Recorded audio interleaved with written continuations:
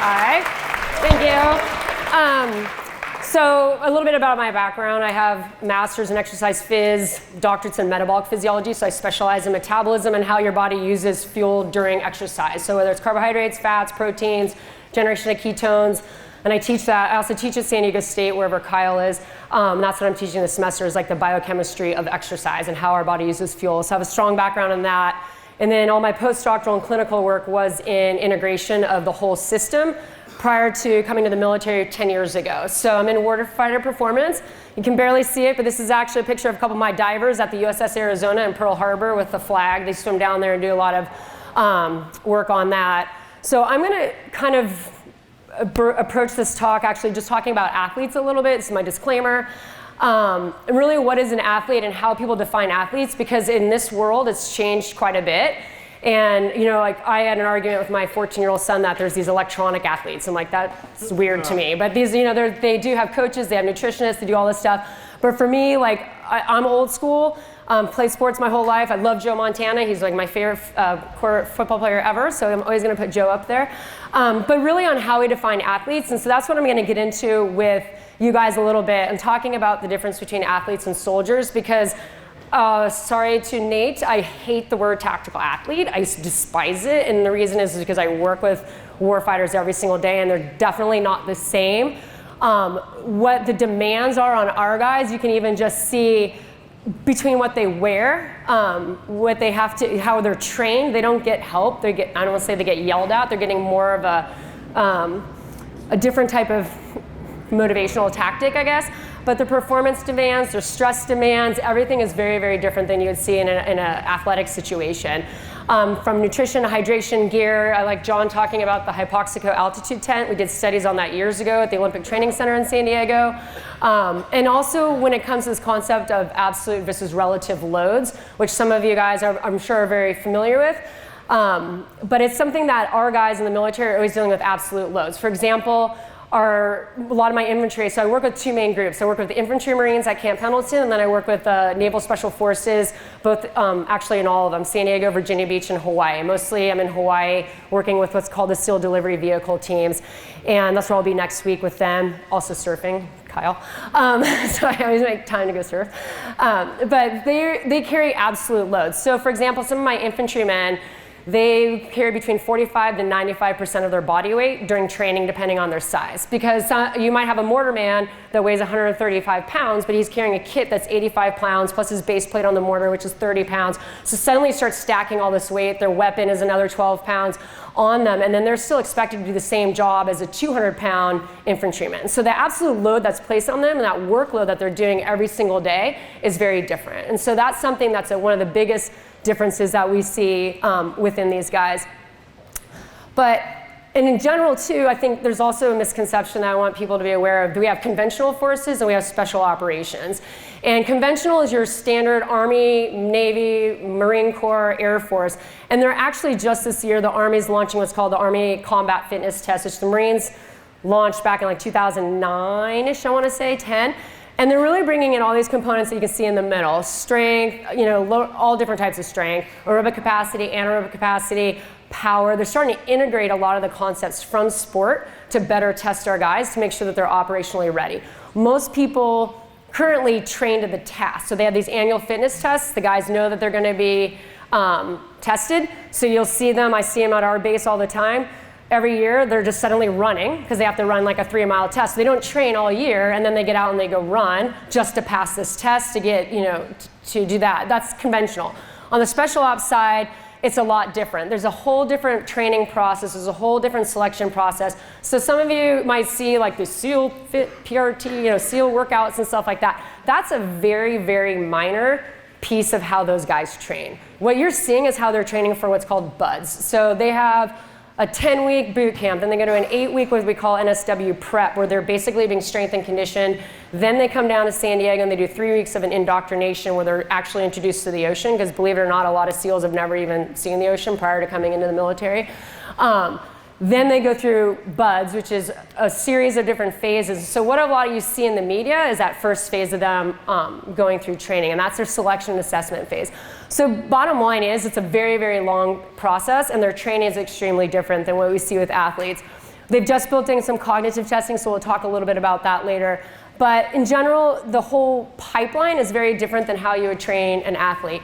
We go through these different phases through our annual cycle. So if you're talking about a season, preseason, season, in-season, postseason, for us they have boot camp, they get their specific training, they go through pre-deployment training, which they usually get beat the shit out of, to be perfectly honest with you. They don't recover actually till they deploy. So it's opposite in an athlete where you're peaking them prior to performance, whether it's a game or a season.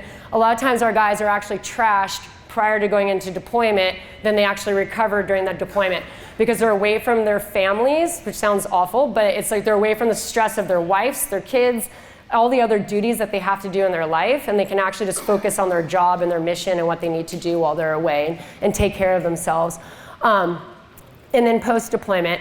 So, they have, there's various cycles that they go through that just in the last about 10 years, they've really developed their human performance program, which entails strength and conditioning coaches, nutritionists, mental performance coaches have just come about in the last few years, really, and then physical therapists. But you have to understand they have like one physical therapist to 1,000 guys, or they might have one nutritionist to 1,000 guys, 2 or 3 strength and conditioning coaches to 1,000 guys. So they don't have as much access as you think that they have, or you guys do with them. And so, but in general, as you can see from here, that all of their training is very multimodal. So they're not really good at one particular thing, they're good at everything. So their average VO2 max, if max tested probably 1,000 SEALs, their average is about 54.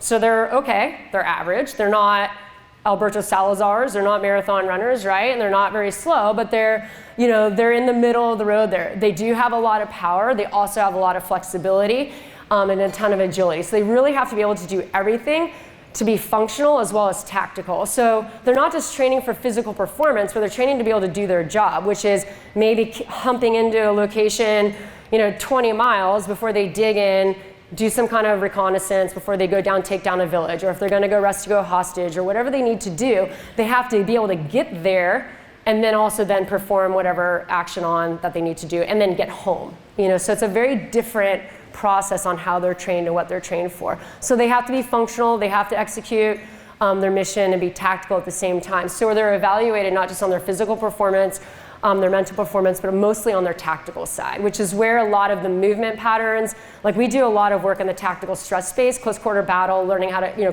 clearing rooms and stuff, watching guys how they move through there and how they make decisions in these high stress, high kinetic environments. And I'll talk about it at the end. Because being a scientist, we tend to publish things. We just published something on actually mental skills, and if you give guys the mental tools, if you want to say it's yoga, there's like 4 principles that it's really built on to handle stress loads and to handle that physical stress, that mental stress, they perform better, and then physiologically, all those stress hormones, which I'll talk about in a minute, are suppressed. So you can learn to control that stress response as they're going into these very dynamic, unknown environments. And so I already talked a little bit about this. I kind of jumped the gun. We also do, I do a lot of work in musculoskeletal injury prevention as well. And primarily for the last 10 years, we've been studying the lumbar spine, back injuries with loads. So if anyone works with law enforcement or firefighters, anyone here? So it's the same thing when you're carrying a kit, whether you have a kit on, a plate carrier, or you have your oxygen, your tank on the back, it's gonna have that same load. So the image here on the left is like a normal spine, or the right is a normal spine, and then on this side is one that's under load, and you can see the spine gets straight. And that's the same thing, even if they're wearing just a 20-pound vest. So if you're just wearing your body armor, this happens to the spine. If you're wearing anything more than 20 pounds, it starts to alter how the lumbar spine is. And we just put out another paper actually looking at how the multifidus changes how it functions over time in these guys that are routinely carrying loads. So it's actually adapted to working differently than it would be in a normal population to accommodate the different loads that's carried. So we've done a ton of work with UC San Diego and the MRI space. We have a standing MRI that we can actually put guys in their gear in so you can look at them real time. We've mapped all the muscles that support and stabilize the spine and the pelvic floor, the pelvis. and have carried a lot of that out into the last 5 years. We've been redesigning the body armor, for example, for the Marine Corps. So that's more biomechanically favorable for them. They can shoulder their weapons better and do their job. Also trying to look at injury prevention. This guy, we have a lot of guys that come in already with like slipped and herniated discs, but they manage their pain because they're 17, 18, 19 years old. But as they get throughout their career, they tend to have a lot of back issues and stuff. And so, a lot of what we're, just trying to give you appreciation for the fact that when our guys are carrying loads and doing things, they're doing a lot of damage to their body just based upon their occupation that they have. That they do.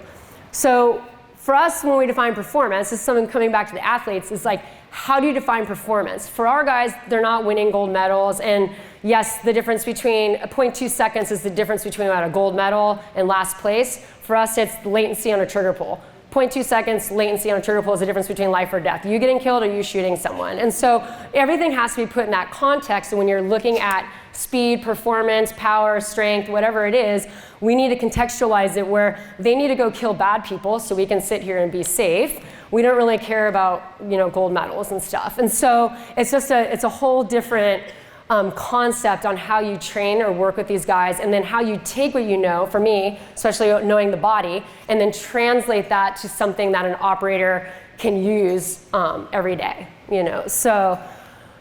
So these are how I craft all my research, because we do field research. So I'm going to say that I didn't say in the beginning. So I'm actually out in the field. Like next week when I'm out in Hawaii with them, we're in the field collecting data on them during training. And so all of our data that we get is very messy, but it's ecologically valid. It's not in a lab. So we're with the guys.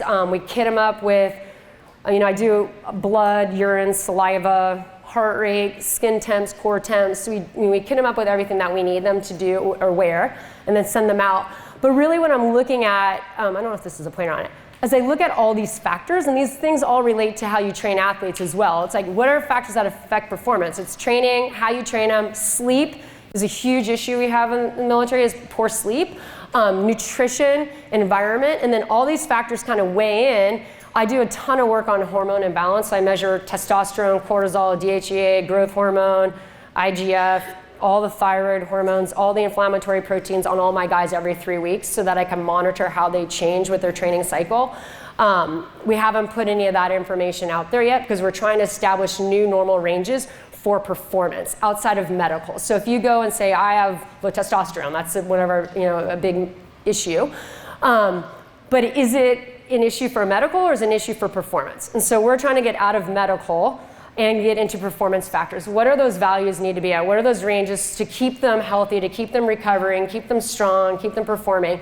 So that's what we're working on establishing right now, our new standards for performance with relative to different hormones that are related, to whether it's anabolic or catabolic type hormones.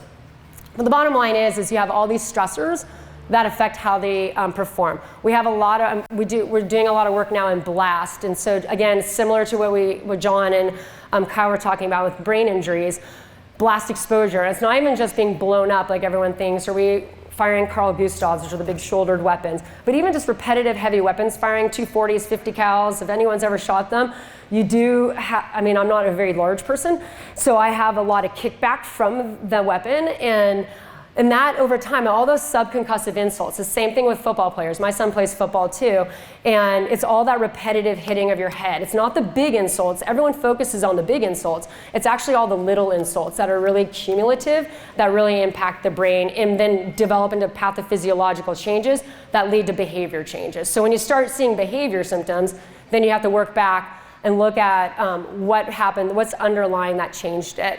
So we do a lot in that space as well. And so what I'm really going to talk right now about is get kind of into the nerdy physiology and is stress, and because this impacts everyone. I just gave this to my students on Wednesday night because it doesn't matter whether you're an athlete, me running a lab, a parent, a coach, you have your own gym. Stress is going to impact all of us. We do stress management in cardiovascular surgeons, for example, because everyone, if they're performing a surgery that takes 8 to 10 hours, it's the same thing as a long day.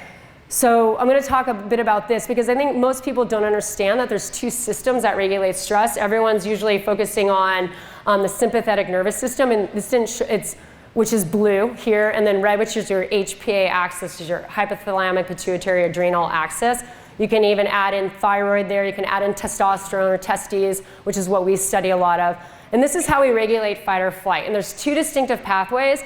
And if you have poor stress management, whether it's in yourself or in your athletes, you're going to have dysfunction. And there's two different ways that our body kind of works in concert with these pathways because they're very distinct. So the HPA one, this responds to our structures, and this is mostly related to cortisol, which I'm sure everyone is aware of cortisol. Cortisol is a catabolic hormone. So over time, if you have athletes or yourself that are overtrained, overconditioned, you see these changes in cortisol. Normally, cortisol is a good thing. Every morning, all of us have a cortisol spike. It's our cortisol awakening response. That's what wakes us up in the morning. We get up, we have a spike, and then over time, it drops down. And that's your normal function. But as stress accumulates, that curve can usually gets flattened, so you stop having that cortisol response anymore, which can lead to a lot of different metabolic changes, which I can talk to you guys about later. And there's two ways that our body responds to stress. There's an acute and a chronic. And I think that's really important to understand too.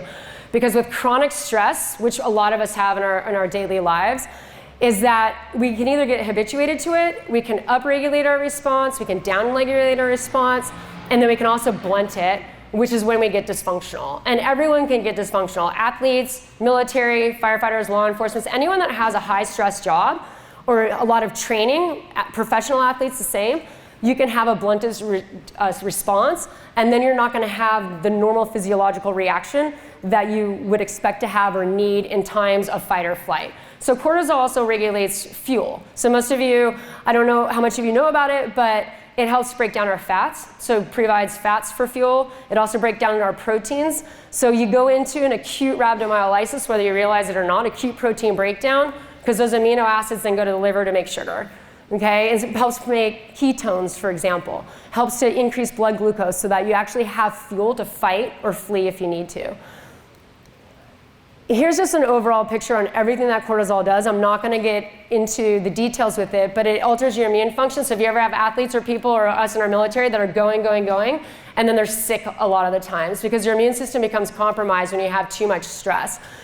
You have changes in your cardiovascular system, blood pressure, heart rate, changes in your neurochemistry. This is where we get into the behavior side, anxiety, depression, mood swings, and then also with metabolism, primarily with glucose metabolism. So being a metabolic physiologist, glucose is one of the tightest regulated molecule in our body. So I used to be my former life was in metabolic diseases. So I studied diabetes, cancer, liver disease, kidney disease, and how diet and exercise actually reversed disease, and looking at the underlying pathways on how exercise primarily reversed disease in these very obese individuals. So we'd have some obese people that came in with a BMI of 62, and they would be 21 years old, literally have to be wheeled into the hospital. And if you start losing weight and you start exercising them every day, then they would make these underlying changes. They might not lose a lot of the weight initially, but physiologically they start to make these favorable changes that would reverse that disease process.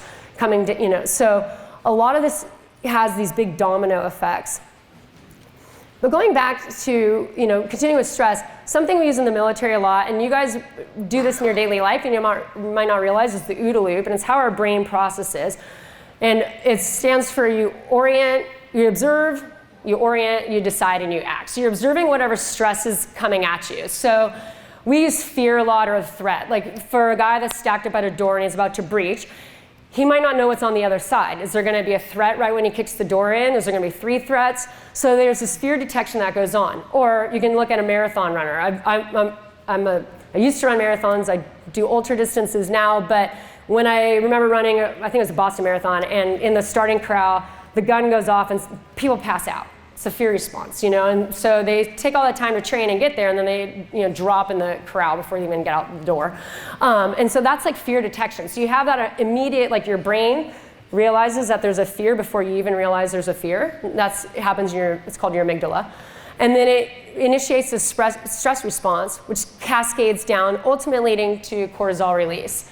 And then how our body feeds back is from another part of our brain, our prefrontal cortex or hippocampus, that's saying, oh, I know this fear. I've run a marathon before. I'm not going to drop the first time the gun, or when the starting gun goes off, or stepping on a football field, or if you're in a powerlifting competition, whatever it may be. You want to have a little bit of that stress response initially, because that primes you, right? It primes your heart rate goes up, your breathing rate goes up before you've even done anything, and that's to get you ready to lift, fight, flee, tackle, punch a door in, kill someone, whatever it is that you have to do. So this is a normal process, and so we use this a lot, and so do the guys, and this is what we learn to train, is this OODA loop. How you observe things, how you orient yourself to it, how you decide and then how you're gonna act on it. Now, second to this is the other part of the stress system, which is your sympathetic nervous system. So this, or your sympathetic adrenal medullary, this is all kidney related, axis. Separate than your HPA, this goes straight from your brain down to a target organ. So the last slide that I showed here, you have this whole pathway, brain, and then down towards a little adrenal gland on top of your kidney. So it secretes a series of hormones. This is a biochemical reaction, a hormonal reaction that takes place.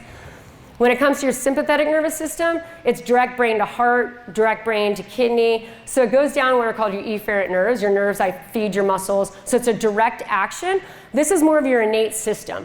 You can't train this, really. You're training your HPA, you're training your hormonal axis. This one is the one that we talk about that you can actually train the stress response. How you detect a stressor, how your body physiologically responds to this stressor. And this is one of the papers that we just published. I was telling you about mental skills, is you can actually see, we put guys into an ambush situation. So a Hollywood studio came out and built a movie set that was a mock Afghanistan village, with actors and everything. They're hitting them with rocks and brooms and burning animals to mimic real life in real battle.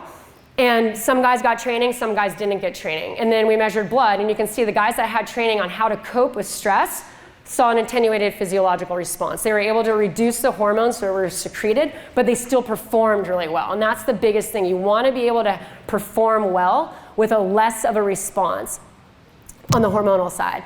But when it comes to our sympathetic system, this is our fight or flight that we classically think about. This is the one that's going to feed down into your heart. It's going to elevate your heart rate, your blood pressure, your respiratory rate. It's going to prime all your muscles so you can fight if you need to, or if you can flee if you need to, if you can shoot if you have to, lift, whatever it may be. But when you are exposed to chronic stress over time, this never changes. This is part of us that we usually always are going to have. When we have guys that have like a lot of PTSD, traumatic brain injury, TBI, head trauma, they have alterations in this axis, their hormonal secretion, and that's why they have these changes. It's a similar response, like a similar cascade. It does start with your brain. You have that fear detection, but then it just goes straight down to the target. So it's epi, norepi, kind of your adrenaline hormones. And the only thing that backs this system off, it's not remembering what you did the last time. It's actually just removing that stressor. So taking someone out of that stressful situation. So maybe you've worked with people that get very hyped up or very stressed out, and the only way to calm them down is to actually remove them from that stressful environment so that they can bring themselves back down. So that, again, it's a slightly different way that our body responds to stress. So with our guys, we try to train them. We're really looking at training them on this pathway and learning to control this stress response so that they can perform better in the environments that they're operating in.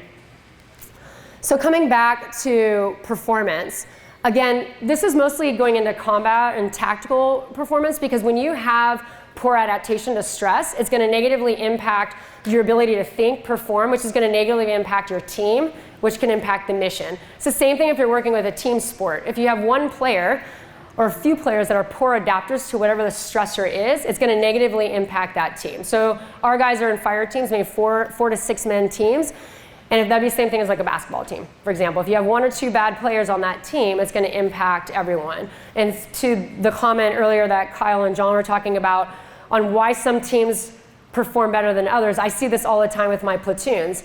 It comes down to that dynamics. The guys that eat together, go train together, barbecue with each other on the weekend, that are very unit cohesive, they actually perform best, and they do really well when it goes to mission scenarios. The other guys that are more dysfunctional end up in bar fights, naked in Japan, getting arrested, and whatever else, okay? So there's a lot of other, it just happened recently, that's why.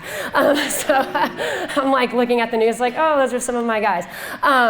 So, so it comes down to leadership, it comes down to unit cohesiveness, and team dynamics. And again, when they fail to adapt is when you have maladaptation, you have poor change.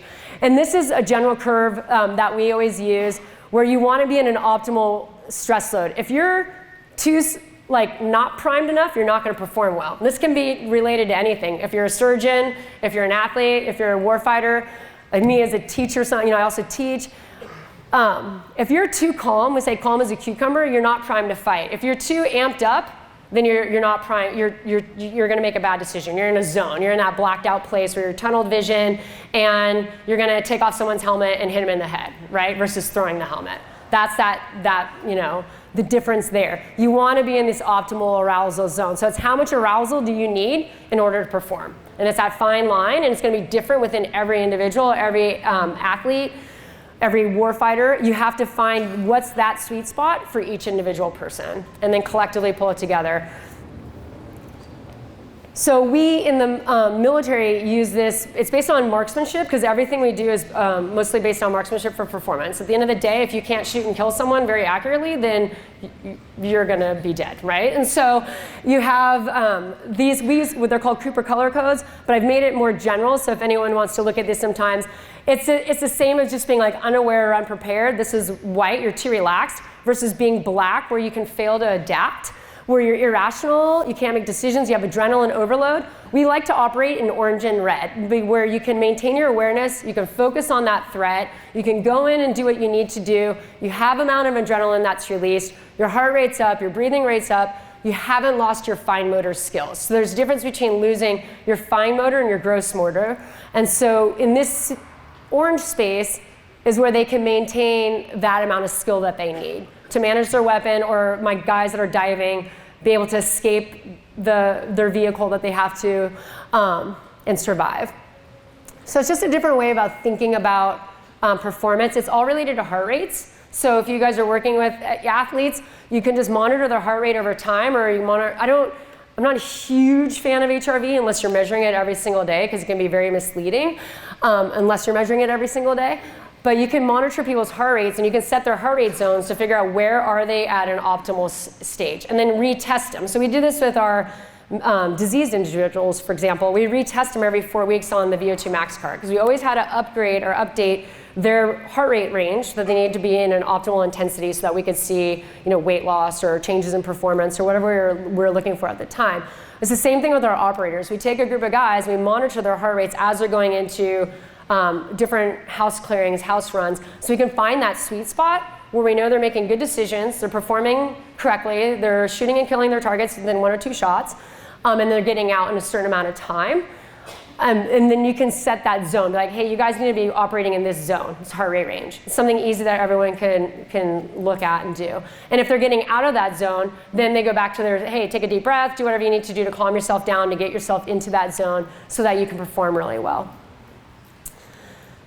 And finally, the last little bit on this is about the hormones. So this is the HPA axis. You have your glucocorticoids that are released, which we talked about, cortisol, and then your catecholamines. And these are just the two sort of distinctions between the pathways. With the HPA, the cortisol, the hormonal pathway, it acts to really help regulate different fuels, as well as this is where you get this negative part of your immune function and poor recovery. So if we have guys that are just too stressed out all the time, you're getting too much cortisol, they're going to have too much catabolism, not enough anabolism, because cortisol also suppresses insulin and insulin's action. And insulin's gotten a bad rap. I don't know where Kirk is, but it's not a bad thing. Insulin over time, the more trained you are, the more fit you are, the less insulin you're going to secrete, but you're going to have a greater response to it. Your body's going to be more sensitive to it. So I say to people all the time, don't be afraid of a carbohydrate. They've gotten bad raps as well. It's the quality of the carbohydrate, it's the amount of insulin you secrete, it's based on your training loads, your training levels. And if you have too much of this, it's going to suppress insulin, which is going to actually lead to obesity and other things. Where you start seeing negative changes in performance. People that are they're fatigued, they're gaining weight, they're not performing well as they've reached their max. And then on the same thing with the catecholamine side, this is that innate system that's never going to go away, but what you do change and adjust is the amount of epi and norepi that you secrete. As people become more trained, as they get more fit, they secrete less adrenaline, but they have a greater response. And then they can come down and recover quicker as well. So you always, for us, when we're measuring these things, that's what we look at. We look at anticipation of the event, what are they about to do, execution of the event, and then their recovery time. And as people get more fit, more adapted, they're going to have a good anticipatory response. They're going to get in and be able to fight really well. They're going to execute their run very well, and then they can recover and come back down and reset for the next time they have to go kick in the door, or the next time they have to run, or whatever they need to do.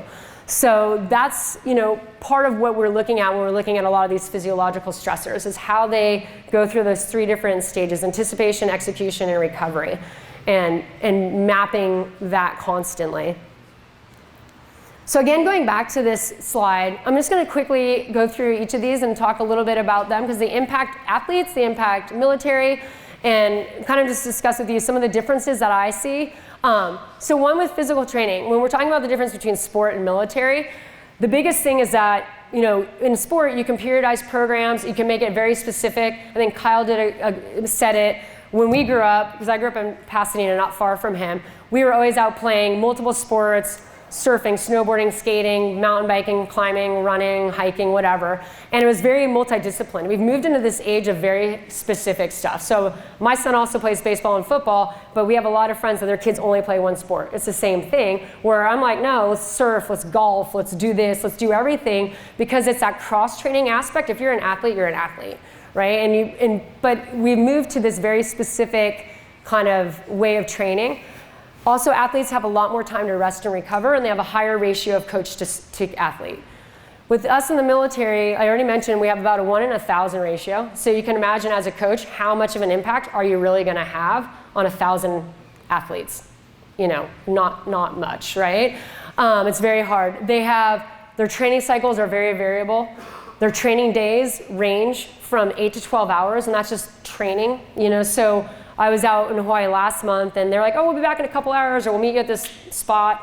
And it was like 10 hours went by, and I was like, did someone die? What happened? And it's because their training got completely derailed. And that's how it is, but they still have to finish that day of training. They don't have the option of stopping. They don't have the option of, hey, my knee hurts, I'm gonna sit down. They have to keep going. So their training days are very long, and then afterwards, a lot of times we'll see guys in the gym at 3 in the morning lifting weights. Like, we didn't lift today. We're like, you guys just ran around for 12 hours, But to them, it's like they still haven't lifted, they still haven't trained. So it's also trying to teach them a little bit more about recovery and how to realize that the work that they're doing is physically taxing on them, and that they need to take a little bit of time off. They also have a very variable work rate. So I have guys, some days are training at 10% intensity, other days are at 85%. So it's never consistent. So you can't get them on a program like you would working with an athletic population. With injury, it's the same. I'm not trying to pick on LeBron James, but I like to pick on LeBron James. Is that with sport, they have immediate access. Guy gets injured, he gets carried off, right? Guy gets injured, he gets dragged away. Right? And so it's a very different response. A lot of times, even when they're injured, I've had guys that have gotten injured and they still go do their mission for 10 hours and their ankle's swelled up inside their boot. They can't even get their boot off, but they still have to get the job done. So it's a very different way on how we handle injuries. Here it could be season ending, here it could be life ending, it depends. The different treatment and recovery options, things that they do have access to when they're at home and in base, yes, float pods, infrared, massage if they go. There are a bunch of things. The biggest thing we do work on with recovery on them is trying to teach them to sleep, and just go to sleep, have some food, drink some water, like some of the basics. It sounds really basic, but sleep is one of the most important things. Like, I don't know if you guys ever, some of you I think have an Oura ring on, or we've been using, if you haven't used the Oura ring, like we've been using these a lot. Our lab, one of my colleagues, she's a sleep physiologist, and she hasn't published the data yet, but I'll tell you guys. She's evaluated every wearable commercially available for sleep and activity, and the Oura Ring is one of the best available compared to PSG. So having all the electrodes on your head, it measures sleep, deep sleep, REM sleep, light sleep, total sleep time. It also does HRV. One of our colleagues, Nate knows him too, at West Virginia, has validated it for HRV and heart rate. So even though it's just a little thing on your finger, it's actually a pretty good metric. And so we use it for recovery because it gives you heart rate, it gives you HRV, it gives you sleep, and it gives you body temperature. So if all those things are changing, if they're going up, you're not recovering, right? If your body temp's going up when you sleep, if your heart rate's going up, you're not coming back down to baseline. So we can remotely monitor guys by them wearing a ring at night to see if they're sleeping in recovery and recovering. Because if they're not, they're going to just keep getting injured over and over and over again. I just kind of talked about that with recovery. Again, it's limited. A lot of times they have the weekends off, but then what do we all like to do on the weekends? We go drink beer, right? So they're not really taking much time off, to be honest with you, and then deployment.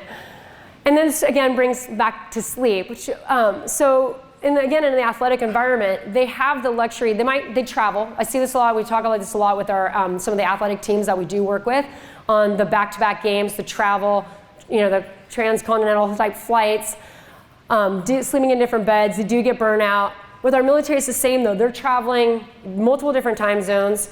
They're sleeping wherever they can a lot of times. They don't have a normal bed. They're on the ground, they're in a cot, on a hammock. This is a typical military flight. Their mission and training are their priority. They have very high stress loads, so they have problems sleeping. And some of you might as well. Some of your athletes might have problems sleeping due to the amount of stress you have. You can't bring your brain to calm down at night. And if you're not, when you sleep is when we recover, physically and mentally. So if you're not getting into that deep sleep, if you're not getting into that REM sleep, then your brain and your body aren't recovering. And so it's a huge issue. And then it comes down to quality and quantity. It really does how well you're sleeping. So a lot of the sleep meds that Kyle was bringing up, they give out like candy. They actually keep you in a light sleep state. You won't get into deep sleep. Same thing when you're drinking. You might pass out and be like, oh, I passed out. But you're in a light sleep state. You're not in a deep sleep state. You're not in REM where you're not recovering. So even though you're sleeping, you're not in a good sleep state. So that's something, again, to really think about is the quality of the sleep that you're getting, your athletes are getting, our military are getting, so that they can recover. And then nutrition, this is obviously very important for performance. So again, in sport, they have a lot more access. Our nutritionist, we have in special operations, but again, she's one per about 1,000. They're eating in chow halls. They have what's called meal ready to eat. This is a picture of them. And their foods are built for sustenance. They're not palatable. They taste horrible. They're just for calories. And a lot of times it's not even enough calories. And that's something we're working on right now is we've been quantifying all the caloric needs during extreme environments. So I do a lot of extreme diving, very cold, very deep diving, and then very high altitudes, so the opposite ends of the spectrum. And what we are trying to show that even some of these guys, when they're diving, working at 10% of their intensity, their metabolic rate goes up by 70%. So they have a 70% increase in their metabolic demand because they're in 2-degree water, for 10 hours or something. So it's a shiver rate, it's maintaining all your vital organ function. So there's a lot of caloric needs, and then they're not getting that fuel that they need to replace it when they come up from come out of the water, for example, because obviously you're underwater, you can't eat or drink. So they're getting into these hypocaloric, dehydrated states kind of chronically. So it's a huge, it's something that the government and special operations is taking a lead on. It's really trying to develop a soft specific ration so our guys actually have enough calories. I'm sure you guys might have heard of Readiness, where you have, it's like female athlete triad. The males have it as well, so there's a lot more literature that's coming out with it. It's when you have a lot of caloric deprivation. Overtraining, caloric deprivation, it leads to a hormonal imbalance. And we see it a lot in athletes, high-level athletes, performers, but we're also starting to see it in our military because they're always in a chronic state of caloric deprivation. And they do these mad refeedings and then they fast for long periods of time and then they madly refeed and then fasting. And that's not good for their systems either, metabolically or for building muscle. So we see a lot of negative impact of that. And then another big difference that I really think is important is the environments that we operate in. So in sport, it's very controlled. Like you're going onto a football field, you're going onto a soccer pitch or a rugby pitch or whatever it is. And in the military, they know where they're going, like they know their area of operation, but they don't always know where they're going to be at. And so it's very unexpected. They have to wear a ton of gear, which isn't, when you go to a race, a running race, for example, you see people in like singlets or just shorts, like nothing else, right? Our guys have to wear all their gear, their camis, their protective armor, their packs. They're also operating in extreme heat, cold, altitude, undersea, jungle, desert. I mean, yes, we've been focused on the Middle East for the last forever years, 18, 19 years, but we do have areas of other operations, other threats that are coming out of the Pacific. So we're going to be looking more into jungle warfare, other areas that are going to impact us. And so we have to train and adapt to those different environments. And this is us in Norway. We went to Norway a couple years ago and collected some diving data, the way northern, very cold top of Norway, with their special operations guy. And they operate in these very high sea states, very cold environments. And these guys are pure Vikings. I mean, they really adapted to, they had to give us their clothes because it was so cold for us. But it's amazing what they operate in. But these guys are studs. And so it was really interesting to be up there. But their bodies adapted to that cold. They've habituated to it. And so lastly, something I'm going to touch on is just stress adaptation, because I think for us, this is really important, is the physical and the mental side. I'm going to end on the mental side because it's something that a lot of people don't really talk about in sport. We're starting to talk more about the mental side of sport. If any of you guys have ever competed or are athletes, I've been an athlete my whole life. It's so much of it's the mental side of going into the game. And I think even Muhammad Ali also had a quote that said, every fight he ever won, he won outside of the ring. It was how he prepared mentally going into that fight. And I had great coaches my whole life too. And one of my coaches for basketball, it was the same thing. It was, first you're the best at what you do, then you're going to be first. And so you always have to train. He'd make us go whole basketball practices without a basketball. Just like going through the motions. And it was the weirdest thing at first, like, are you crazy? And we'd have to do layups, and we had to do all these things and run without a basketball for 2.5 hours. But it was just getting that mental side of the sport dialed in. So you're laying down, there's all these neural pathways, neuromuscular motor pathways, that's repetitive motion. That's why we train, right? That's why we practice. So lay down those pathways so that it becomes automatic. So most of you, if you haven't taken a physiology class, our brain, the motor cortex, is the one that says, hey, I want to go run.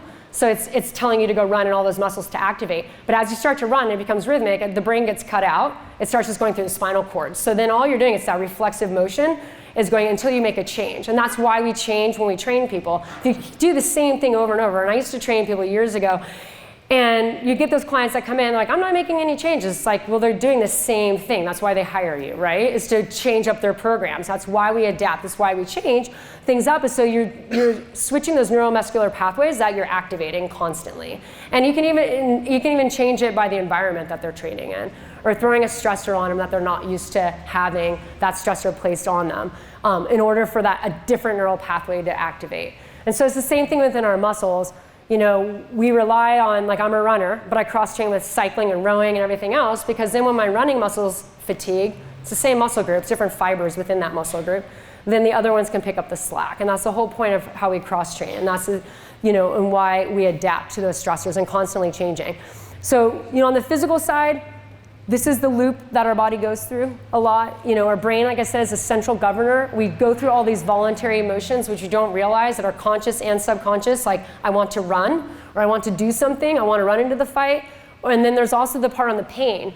So something we stopped doing ever, I never ever ask anyone this ever, is how are you feeling on a rate of perceived exertion? Like, everyone uses these rating scales, 1 to 10, how are you feeling? And if you're testing someone, never ask that question. Does anyone know why? Because you become aware of it. If I'm running someone, how are you feeling? And then suddenly they become aware, oh, my leg hurts, this hurts, my heart hurts, everything hurts. And then you naturally, as humans, we back down. We're like, oh, I don't like pain. Pain's bad. Actually, I don't think pain's bad. I think pain's good. But, so we stop doing that. We actually select ourselves down. So if you don't ask people, you can ask them how they're feeling, or how you're like, hey, my guys will come in, I'm like, you look like shit, what happened? And they're like, oh, this. I'm like, okay. You just suck it up and let's go and do something. But so, it's just the way our brain works. So something, if you're working with people, don't ever ask them to tell you how they feel, because if they're not feeling well, they're going to back down. They're not going to perform as well as you think they should, or they will. And then involuntarily, like I already mentioned, a lot of what we do is reflexive. So as we train, as we become more conditioned, it's an automatic reflex, to how we respond to that exercise or how we perform that exercise. And again, you might be performing it wrong. And that's the other thing. That's why we have coaches, or why you have you guys, because people might be doing a repetitive motion over time wrong, and then that leads into an injury. I'm recovering from a running injury because I was ignoring my wrong and not listening to people because I'm a runner. And then I ran a race and hurt myself because I was repetitively doing the wrong thing over time. So now months later, I'm still recovering because of that. But realize too, our system involuntarily, when we're exercising, it's always giving us feedback. So our muscles are secreting hormones, carbon dioxide, temperature, pH, all these things that are changing, that are coming back to feed back to this whole system on how am I going to perform?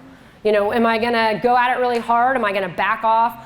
What am I going to do? And so, it's a combination of both voluntary and involuntary actions that are in our brain that are leading to how we're going to perform physically. And these are the things we try to focus on with our guys when we're physically training them. And this is just kind of a picture of it, with Usain Bolt, all these factors that are kind of going in to how we perform, how we respond. And it's kind of going back to my point. If I was to step up, or any of us were to step up on a track next to Usain Bolt, we're like, oh, we lost. We don't even give ourselves that chance, right? Again, that's the brain, because you already said, you've already lost that race because you're facing him. But if you actually go out and try, who knows? You might win, right? And so that's the thing. We're self-defeating a lot of the time. Which brings me to the mental side.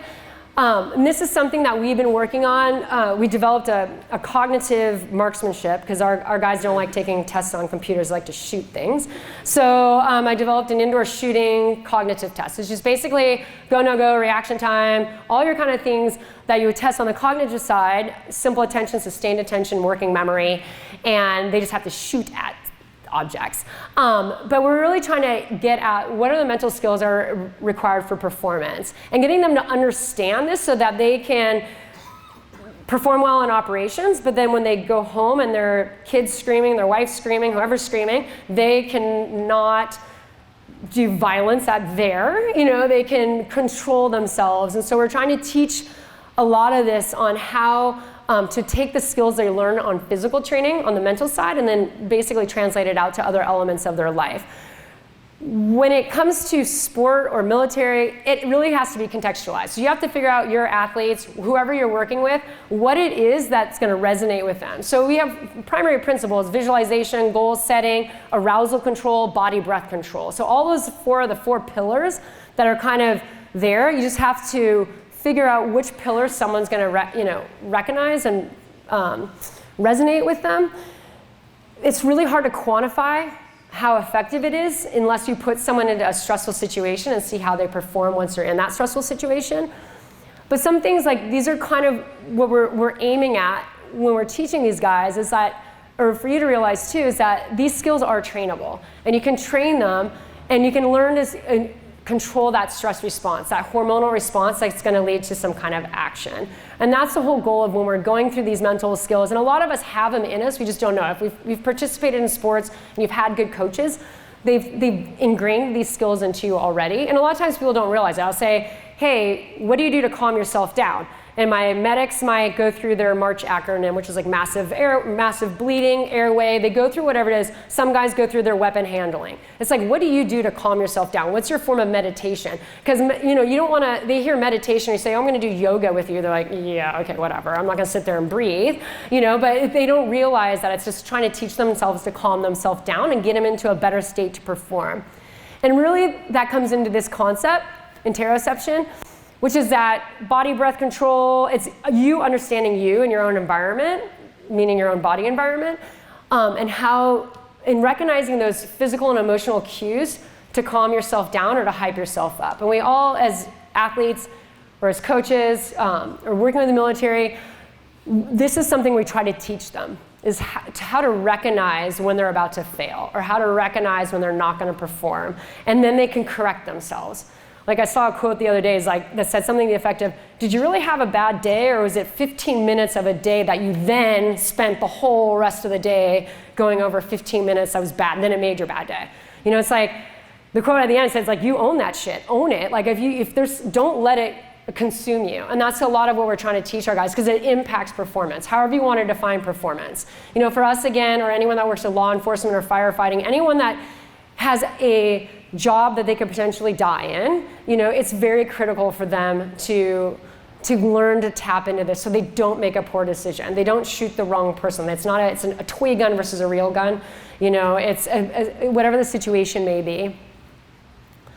So just kind of a summary. I know that the talk was a lot of all over the place, but I think the biggest thing is like, no matter who you're working with, make sure the context is correct. Like, what's the athlete? What's the group of athletes? What is the group of military, law enforcement, whoever it may be?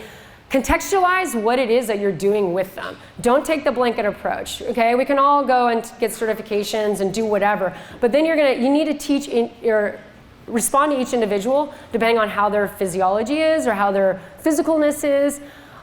With the military, our stress loads are very, very different. Stress is stress, but understand that these guys have multiple stressors on them at all time. They have the stress of their job, the dangers of their job, they have home lives, they have long days, they have everything that an athlete or professional athlete would have, plus 5 other things going on at the same time.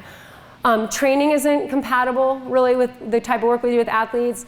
It's not specific for us. We can't make them specific at one task or one movement. They have to be good at a multiple tasks, multiple movements, different movement patterns. They're always training for the unexpected. Our recovery and injury rates are very variable. And one thing is that we learn from each other. We do a lot from sport. We take a lot from sport, and we translate it into military, and then vice versa. A lot of the work that we do, unfortunately, especially in my lab, we haven't put out to the general population yet. We are starting to. We just put a paper out, and even though I know I said I don't like the word tactical athlete, they made us put tactical athlete in the title. We just published a paper on hormones and steroids last month on testosterone and cortisol and its relationship to nutritional intake in our warfighters.